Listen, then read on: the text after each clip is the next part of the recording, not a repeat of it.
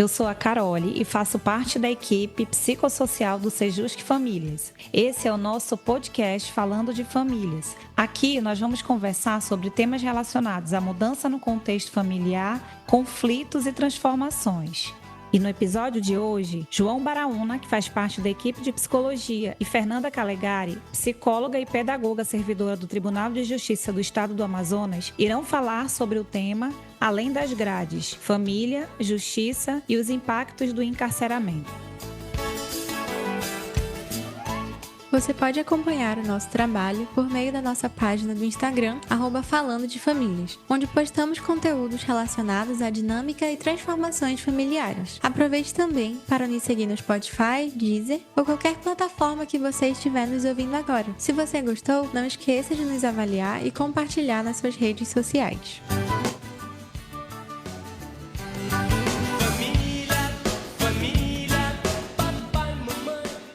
Olá, ouvintes do Falando de Famílias. Eu me chamo Manuela, faço parte da equipe do Psicossocial dos Sejusc Famílias. Neste episódio intitulado Além das Grades, Família, Justiça e os Impactos do Encarceramento, o tema de hoje aborda a complexa realidade das famílias que enfrentam o encarceramento de um de seus membros, destacando tanto as dificuldades quanto as resiliências que surgem nesse contexto. A prisão não afeta apenas o indivíduo encarcerado, mas toda a estrutura familiar que passa a lidar com a dor da separação, o estigma social e as dificuldades financeiras e emocionais. Dados, por exemplo, revelam que 74% das mulheres encarceradas são mães. Portanto, o efeito do cárcere atravessa muros invisíveis e alcança mães, pais, filhos,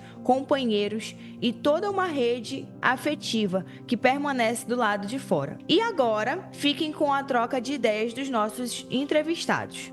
Bom, hoje nós temos aqui alguns dos nossos convidados, a gente quer receber vocês, sejam muito bem-vindos. Fernanda, nossa convidada, que é do Grupo de Monitoramento e Fiscalização do Sistema Carcerário e Socioeducativo do Tribunal de Justiça aqui do Amazonas. E também nós temos o nosso discente de Psicologia, João Baraúna. Bom, no momento eu quero que vocês se apresentem. Fiquem muito à vontade, desde já. Oi, muito obrigada pelo convite, inicialmente. Então, eu sou a Fernanda, eu tenho formação em psicologia, em pedagogia, e eu sou mestre em psicologia, doutora em educação, e ao longo desses anos no meu processo formativo, acadêmico, eu realizei pesquisas, atuação em projetos de extensão, junto a contextos de privação de liberdade de adolescentes, em cumprimento de medida socioeducativa.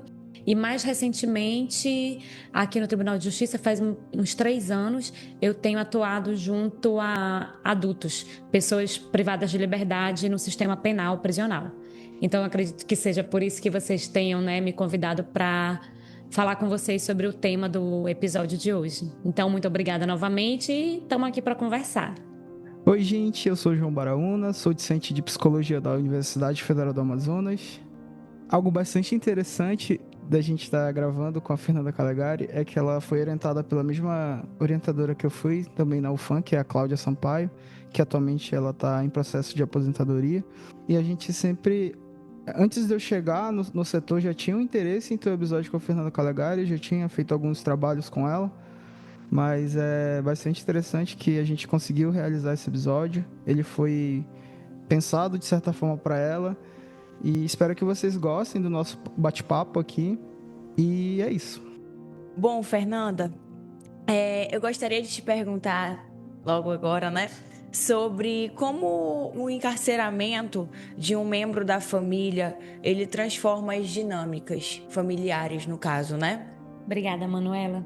Então, eu acho que a gente pode começar a pensar que a prisão, o encarceramento de uma pessoa, ele é um fenômeno que ele extrapola a esfera individual. Quando uma pessoa da família é encarcerada, os impactos eles acontecem para toda a família como dinâmica, como dimensão ali coletiva, Então, inclusive, eu participo de um grupo de pesquisa, eu vou fazer uma referência aqui a uma colega minha, que está fazendo um trabalho sobre como o encarceramento ele funciona numa dinâmica de extração das pessoas. Então, a gente pode pensar, por exemplo, quando uma pessoa é presa, o primeiro efeito imediato, efeito material, digamos assim, um processo de empobrecimento daquela família, por diversas situações. Primeiro, se for uma pessoa que é, digamos, o provedor principal, a principal geração de renda. Então, é um efeito direto, imediato, mais simples de a gente associar, identificar imediatamente. Mas existe um empobrecimento que ele é mais complexo e mais profundo e mais prolongado, que vai acompanhando essa família ao longo do processo de encarceramento. Então, uma ressalva inicial para a gente começar a entender isso é pensar que o encarceramento, no contexto brasileiro, do Amazonas, enfim, ele é um fenômeno que se abate em uma classe social, em uma parcela da população que é atravessada por uma questão de classe, de raça e de gênero, mas principalmente de raça e de classe, que a gente fala de uma parcela da população preta, pobre, marcada por vulnerabilidade. É essa que é majoritariamente a nossa população carcerária e que, na grande maioria das vezes, tem crimes relacionados a tráfico de drogas, a crimes contra o patrimônio, roubo, furto, assalto, essas coisas. Tá, isso é uma ressalva importante porque a gente pensa, quando uma pessoa desse grupo familiar é encarcerado, a família toda passa a se movimentar em torno desse episódio do encarceramento, daquela prisão. Então, a família busca meios de tentar livrar aquela pessoa da prisão, certo? Então, vai atrás de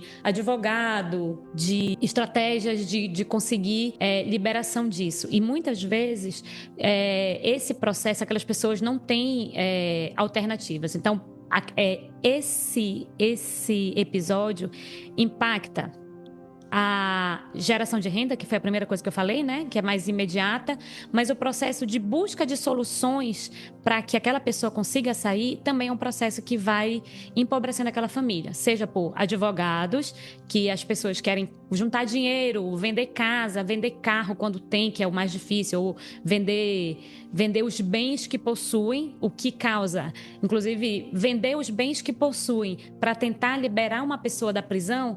Isso também promove um aprofundamento da vulnerabilidade daquela família. Vocês conseguem entender o que eu estou falando, né? E tem outra questão que diz respeito à própria dinâmica do funcionamento do sistema prisional, que é o quê? A realização de visitas, a realização, no caso aqui do Amazonas, a gente tem uma realidade que não demanda que as famílias enviem itens básicos, né? De alimentação, escova de dente, roupa, nada disso. A própria CEAP, por meio das empresas terceirizadas que fazem a gestão das unidades prisionais, promovem esse fornecimento de itens básicos. Mas em outros estados do país, a gente tem a realidade de que as famílias montam aquele kit ali com alimentação, com roupa, com itens de higiene, que até às vezes tem situação que leva até cigarro, etc., para aquelas pessoas sobreviverem dentro da unidade prisional.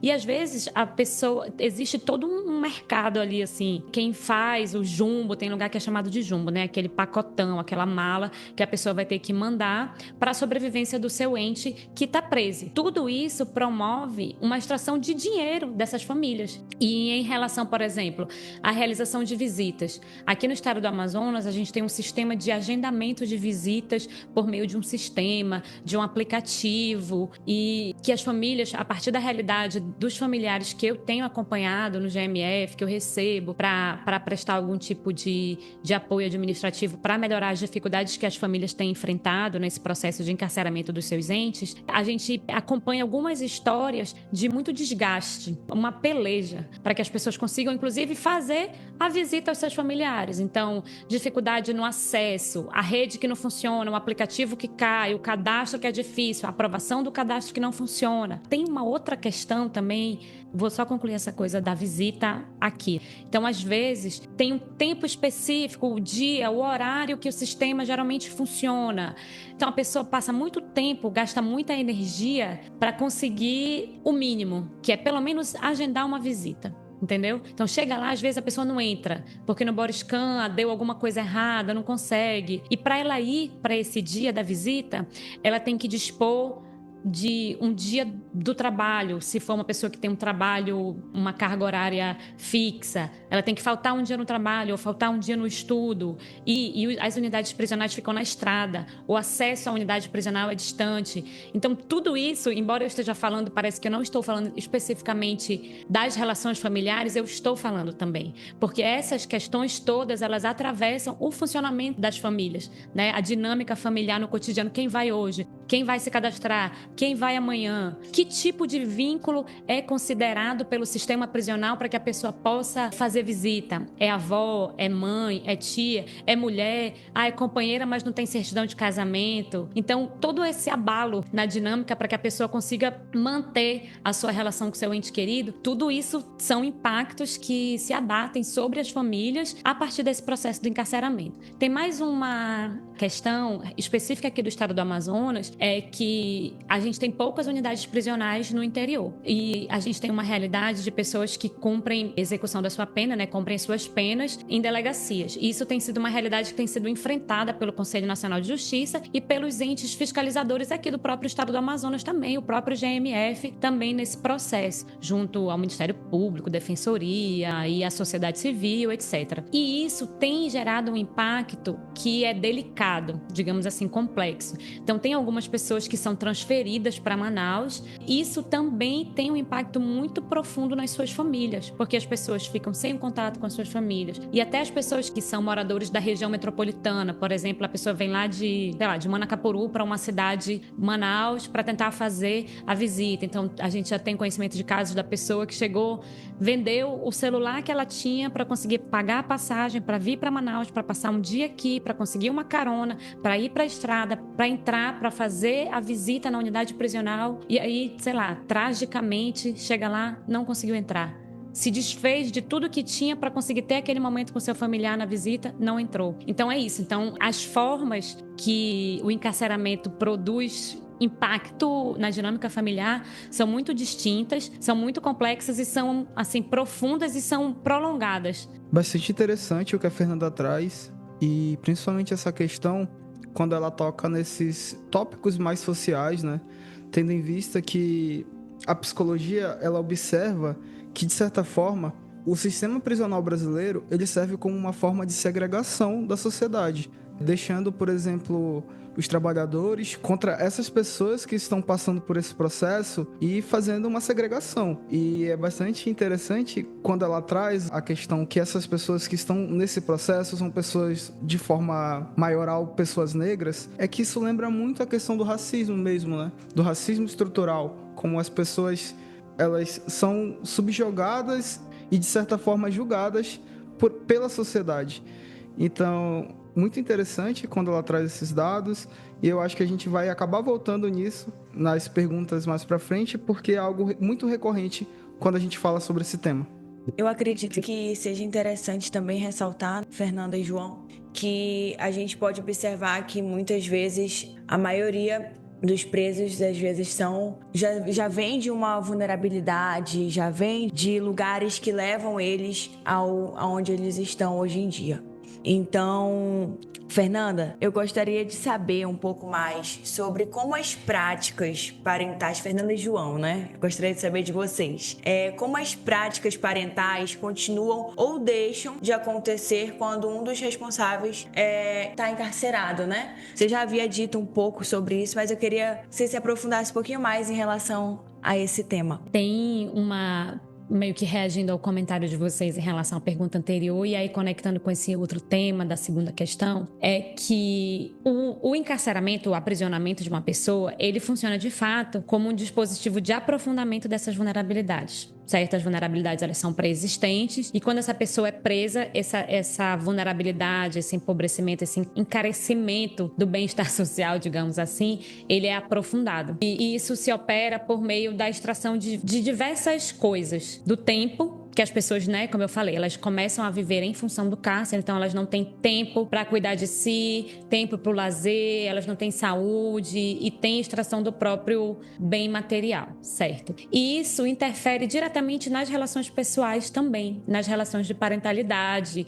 de irmandade, fraternidade, enfim, conjugais, etc. Então, a ausência doente, o pai, uma mãe que é preso, tem esse impacto inicial, mais uma vez, né, da ausência direta daquela pessoa, e tem o impacto sobre o vínculo, né? Como é, e aí demanda dessas famílias uma espécie de fortalecimento e uma espécie de criatividade quando há um interesse de manutenção desses vínculos. Então, de que modo que esse vínculo familiar pode ser mantido, fortalecido a partir do cárcere, né? Então, pode existir situações em que, a partir do cárcere, o vínculo familiar se fortaleça. É possível, né? Então, a gente sabe que as relações humanas são muito complexas, não existem modelos únicos de funcionamento, que as famílias são diversas, etc. Então, é possível que sim, a partir do encarceramento de alguém, a pessoa foi presa e gera uma mobilização na família e aí se gera talvez um fortalecimento daquele vínculo. E aí quando eu tô falando isso, eu não tô falando de maneira nenhuma do encarceramento como forma de proteção das relações. Tô só reforçando que as relações humanas são complexas, né? E que não tem como a gente prever um efeito único e massivo de um fenômeno na vida das famílias. Mas eu fiz essa ressalva, mas o principal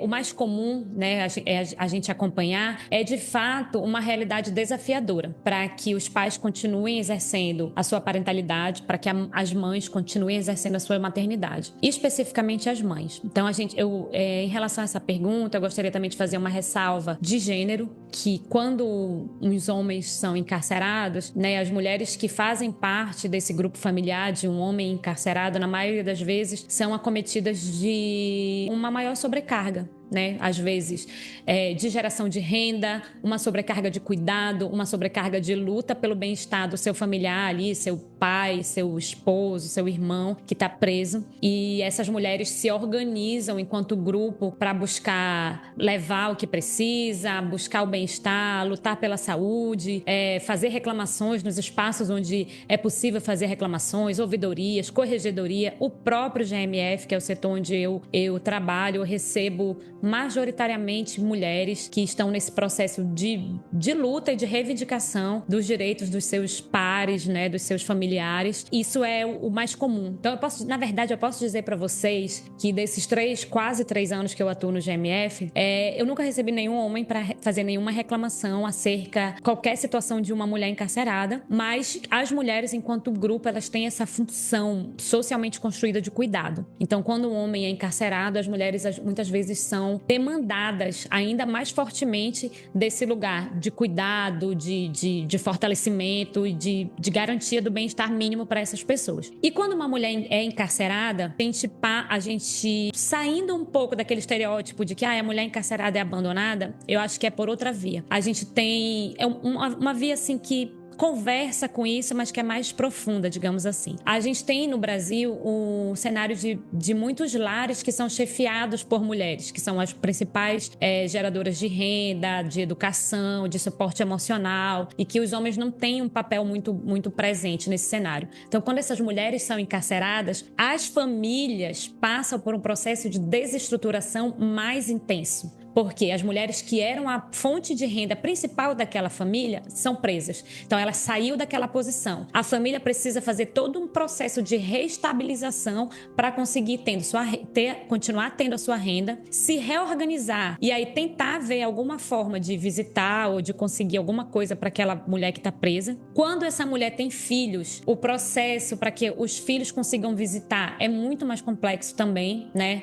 Quem é que vai levar esses filhos para visitar? A avó, que já está sobrecarregada em casa, cuidando das outras crianças, quando tem algum filho com alguma questão de deficiência, qualquer outro tipo de demanda, neurodivergência, etc. É outra questão mais complexa. A gente tem no Brasil uma resolução que prevê habeas corpus, prisão domiciliar para mulheres que são mães, lactantes, gestantes e responsáveis por crianças de 0 a 12 anos que são dependentes dela, mas a gente sabe que não é fácil, não é simples, a equação não é tão imediata. Então, o processo para lutar, para que essas mulheres consigam ir para casa, exercer sua maternidade, exercer o cuidado pelos seus filhos é muito delicado. E algumas vezes, quando se consegue, por exemplo, um regime semiaberto, com tornozeleira eletrônica, o período perímetro de liberdade para que essa mulher consiga viver ali solta, né, fora do cárcere, mas com a tornozeleira, também dificulta o exercício da maternidade. Por exemplo, o filho passou mal, a mulher não pode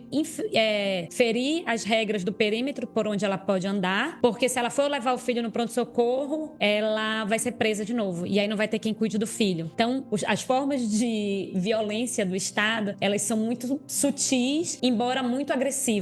Elas são muito detalhadas, assim, elas vão nos detalhes do modo como a política não é para funcionar em função do bem-estar dessas famílias. Isso tem a ver com parentalidade. E tem uma outra coisa também que tem a ver, geralmente, quando as mulheres são presas, a criação de uma certa dinâmica que os filhos passam a serem considerados como estados de maior vulnerabilidade porque aquelas mulheres estão presas, que são as suas cuidadoras. Existem casos de crianças que passam pelo processo de perda do poder familiar, vão para a adoção, porque configura-se, né, e um termo assim bem violento, né, dessa análise desse caso, que são famílias desestruturadas. O que são famílias desestruturadas? Porque aquela mãe está presa, então se configura como uma família desestruturada que não tem condições de cuidar daquela criança. E aí leva a criança para uma instituição de acolhimento, coloca à disposição para adoção, enfim. E o quanto que, na verdade, o Estado operou para que essa família se desestruturasse. E aí essa família desestruturada pelo Estado passa a ser sinalizada pelo Estado como desestruturada para não ter condições de criar aquelas crianças, entendeu? Então é um processo assim que se retroalimenta de produção de interrupção de vínculos, de interrupção de paternidade, de maternidade, em função, de repente, de um modelo prévio que foi colocado ali e que desconsidera a realidade dessas famílias. Então, eu acho que, não sei se eu consegui responder diretamente o que tu perguntou, mas eu acho que são questões que se atravessam. Fernanda, eu achei super interessante o que você falou. Inclusive, eu gostaria de fazer uma pergunta pessoal, né? Uma dúvida pessoal minha que surgiu no momento agora. Você falou sobre mães, sobre essa questão de filhos. Então, eu gostaria de te perguntar como é que atualmente no Brasil está funcionando essa questão de mães recém-nascidos no cárcere? Como é que está se desenrolando tudo isso? E quando não, como é que fica? Não sei se consegue, né, responder também essa outra pergunta que vem logo atrás, que é em relação a que esses filhos ficam, né? Que esses recém-nascidos ficariam. Tá, então, a gente tem uma resolução, né, do CNJ que prevê uma flexibilidade dessa privação de liberdade para algumas mulheres. Mas tudo é muito caso a caso, digamos assim, né? Então, eu não tenho, por exemplo, um número agora, eu não tenho um levantamento de um censo para te dizer quantas mulheres estão presas no Brasil, que têm filhos, recém-nascidos, etc. O que eu consigo te falar em termos de experiência prática do meu contato com mulheres que tiveram filhos, que estavam gestantes nas unidades prisionais em que eu já visitei, que eu conheci, é a realidade de mulheres que foram presas grávidas, ficaram presas grávidas, tiveram seus filhos grávidas. Então tem casos de mulheres que ficam com a criança na unidade prisional. Então recentemente, acho que ano passado, retrasado, não lembro bem, eu conheci uma mulher que veio de uma cidade do interior do estado, grávida, cometeu um crime relacionado a Maria da Penha, violência doméstica contra a sua própria genitora, e ela veio transferida para a cidade de Manaus porque ela já tinha um histórico de infrações anteriores. E ela teve a sua filha na unidade prisional e ficou com a filha dentro da unidade prisional até os 6 meses. Posteriormente, essa mulher foi transferida para sua comarca e ficou em regime semiaberto. Então, como eu te falei, o caso é analisado individualmente por cada juiz criminal, por cada juiz de execução. O juiz, ele tem sempre a prerrogativa de decidir, de fazer o julgamento, né? Digamos assim, o dono do julgamento e o dono da decisão é o juiz. Para isso, ele precisa se embasar em uma série de questões. Pode ser o próprio crime da pessoa que ela cometeu, se ela é primária, se ela é reincidente, a repercussão do crime, às vezes o tipo de crime se cometeu, um crime que foi um crime de violência contra outras crianças, crimes muito graves que têm repercussão estadual, nacional.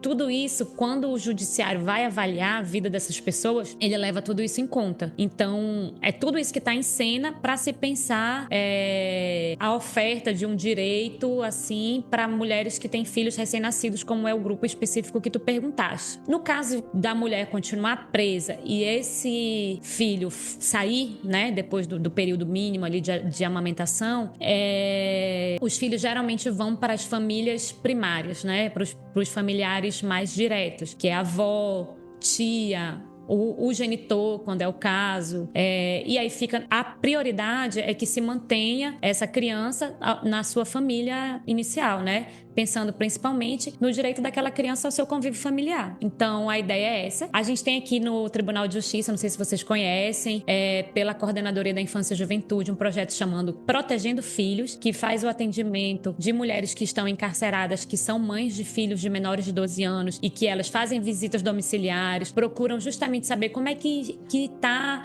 o quadro psicossocial dessas crianças. Estão estudando, estão sendo alimentadas, tem algum tipo de benefício que a família está recebendo.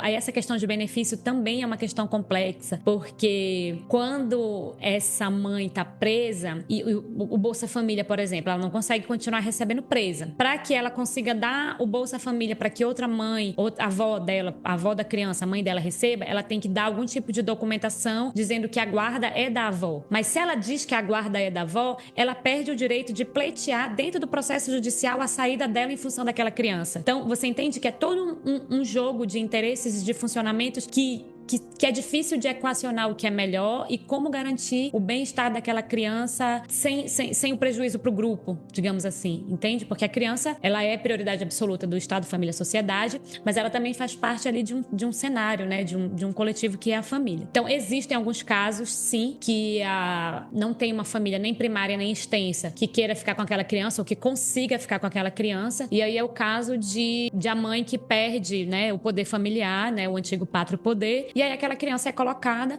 em acolhimento institucional e vai para adoção. Mas eu não conseguiria te precisar o percentual. Eu teria que fazer um levantamento e conseguir te dizer os casos. Mas eu posso te dizer que esses são os casos que acontecem. Esses são, digamos, os encaminhamentos possíveis. Obrigada, Fernanda. Foi bem esclarecedor já o que eu gostaria de saber. Fernanda, eu gostaria de saber quais são os sentimentos mais comuns que aparecem nas famílias quando tem algum parente encarcerado, né? Tendo em vista tudo que a gente já comentou aqui, tudo que você já falou e o João também.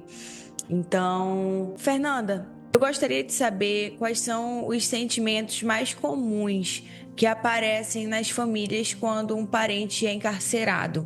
Eu acho que é isso. As coisas que eu vim falando, duas perguntas anteriores, elas já apontam para a resposta dessa questão. Então, a gente pode pensar que, inicialmente, o sentimento inicial, né, de muita preocupação, pensamento, assim, o estado emocional de muita ansiedade, de muita preocupação sobre o futuro, sobre o que pode acontecer com essa pessoa, o medo. Então, a gente sabe... Primeiro, tem uma questão sobre separação de prisão e sociedade. Então, às vezes, quando a gente... Não sei quem de vocês, se vocês já tiveram algum tipo de experiência com algum tipo de instituição que trabalha com privação de liberdade, socioeducativo ou prisão. Existe uma série de ideias que circulam com quem não tem experiência com essas instituições sobre aquele lugar.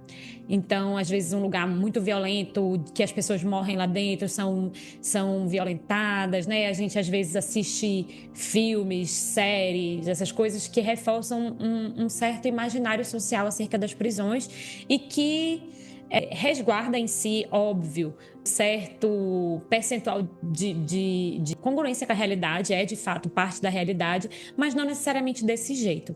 Principalmente nos últimos anos, aqui no estado do Amazonas, a gente tem unidades prisionais muito controladas, né, e, digamos assim, dominadas pelo Estado majoritariamente. Isso é só um comentário sobre como que as famílias, quando uma pessoa é encarcerada, pensa no bem-estar daquela pessoa. Como ela vai ficar lá dentro, distante, um lugar no qual ela vai estar, né? Inicialmente as pessoas pensam, ela vai estar isolada da sociedade, ninguém sabe o que vai acontecer lá dentro, ninguém sabe, dependendo do tipo de crime pelo qual ela está sendo acusada, ela pode sofrer algum tipo de retaliação. Se o crime teve uma repercussão, saiu no jornal, todo mundo sabe quem é. Tem a dinâmica das facções, que às vezes, se for uma pessoa que pode ser vista como vinculada a um grupo, não a outro, que tipo de violência aquela pessoa pode sofrer pelos outros internos, pela polícia, a questão da saúde, se for uma pessoa que tem algum tipo de questão de saúde, de acessibilidade, questão de doenças crônicas, hipertensão, diabetes, etc. Que tipo de alimentação que aquela pessoa vai receber, o adoecimento que aquela pessoa inevitavelmente vai tendo lá dentro, porque a prisão, ela é um dispositivo de produção de adoecimento daquelas pessoas que estão presas. E aí eu entro respondendo mais diretamente a tua pergunta sobre emocionalmente quais são os sentimentos que as famílias têm. Um fenômeno muito comum das prisões nas famílias é o adoecimento também de quem acompanha, entendeu? É o definhamento. Então, eu acompanho famílias, eu tenho uma senhora que eu acompanho, que o esposo dela está preso há mais de 10 anos, e ela tem todo esse processo de acompanhamento dele, de reivindicação, de luta, etc. Que eu vejo, o senhor, ele é um senhor diabético, hipertenso, com questões digestivas, tem o joelho que quebrou num acidente de trabalho dentro da unidade prisional. Então, ele é um senhor que ele está definhando lá dentro e ela está definhando aqui fora, porque ela vai de porta em porta. Todas as instituições que ela acha que ela pode ir, pedir ajuda, denunciar, publicizar a situação que o esposo dela está lá dentro, ela vai, e ela fala, e ela sofre, e ela chora. E aí, qual que é o lance complexo, né? Voltando para aquela questão da complexidade das relações humanas. Não é só isso. Não é só tristeza que o cárcere produz. É muito adoecimento, é muito sofrimento, é muita ansiedade, é muita insegurança, é muito desespero, é muita desesperança, é muita falta de perspectiva futura. Então tem tudo isso, tá? Isso é muito realidade. Isso é fortemente produzido pelo cárcere. Mas tem uma outra dimensão que também o cárcere produz na vida dessas pessoas, que é uma dimensão de uma resistência às violências de Estado. Quanto que essas pessoas procuram se informar, o quanto que às vezes o cárcere funciona como estratégia de formação política, para que as pessoas, inclusive, algumas vezes criem entidades da sociedade civil, de grupos de acompanhamento de familiares, grupos de sobreviventes do cárcere, como que às vezes funciona como fortalecimento de vínculo daquelas pessoas que têm a sua vida atravessada pelo cárcere, para fazer dessa dor, desse sofrimento, dessa angústia, dessa ansiedade, dessa insegurança, instrumento de luta, estratégia de atuação política na sociedade, estratégia de estremecimento contra o Estado. O Estado que tem todas as armas possíveis e massacradoras de produção, políticas de morte contra essas pessoas, e essas pessoas desenvolver estratégias de resistência, de imposição, de luta por aquilo. Tá entendendo o que eu tô dizendo? Os impactos subjetivos da prisão é de produção de afetos muito tristes, muito desesperadores e dilacerantes e definhantes, produção de morte, de definhamento, etc. Isso é realidade. E em contrapartida, a partir de tudo isso, algumas pessoas, não é todo mundo, claro, mas alguns grupos conseguem produzir, inclusive, afetos muito profundos de solidariedade, de fraternidade, de apoio mútuo, de fortalecimento político, de presença pública nos espaços que são possíveis, está reivindicando a melhoria da vida dessas pessoas. Então, eu acho que é tudo muito, muito complexo e tudo muito forte. Então, eu acho que seria isso. É até difícil falar, né, complementar algo depois que a Fernanda pontua, porque ela basicamente amarra tudo muito bem, e é muito isso mesmo, assim. Eu acho que o que a gente destaca é que o trabalho do psicólogo é realmente entrar com essa humanização, que é o que há muita falta nos serviços que são ofertados pelo Estado. Ele é clichê falar isso, mas é como se o Estado sempre se apresentasse de uma forma extremamente opressora. Então, o psicólogo, o assistente social, ele vai chegar para humanizar isso, municiar as pessoas pessoas com as redes de apoio, por exemplo, o SUS, que são redes que vão dar esse suporte para que todas essas coisas que estão passando na vida dessas pessoas, elas não sejam excluídas, mas pelo menos elas sejam feitas de uma forma mais tranquila para quem está passando por esse processo. Bom, então nesse momento eu gostaria de agradecer a presença da Fernanda e do João, e eu gostaria de passar agora a fala para eles falarem um pouquinho mais nesse final que a gente está tendo.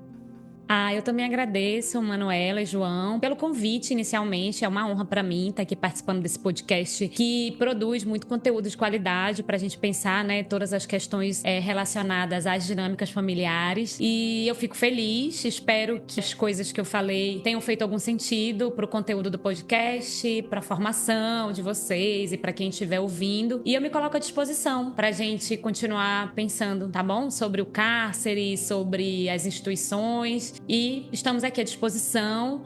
O GMF é um setor que atua, como está escrito no nome dele, né, na fiscalização e no monitoramento do sistema carcerário. E ele está no site do tribunal, ele tem um Instagram. E a gente fica à disposição para receber qualquer tipo de demanda que está relacionada às instituições de privação de liberdade, no que tange a garantia de direito das pessoas que estão cumprindo pena, que estão cumprindo medida socioeducativa e cumprir a nossa missão, nossa função institucional. Muito obrigada.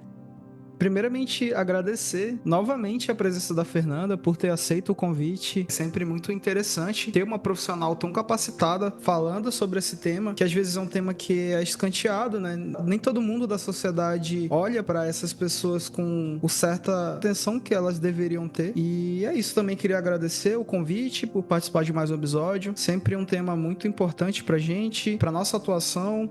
E é isso. Muito obrigado, gente, e até a próxima.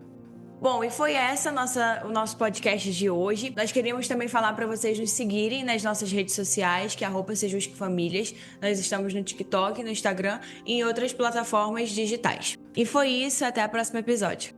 Esse podcast foi produzido pela equipe psicossocial do Sejusque Famílias do Tribunal de Justiça do Estado do Amazonas. Para acompanhar o nosso trabalho, acesse o Instagram e TikTok @falando de famílias. Tchau!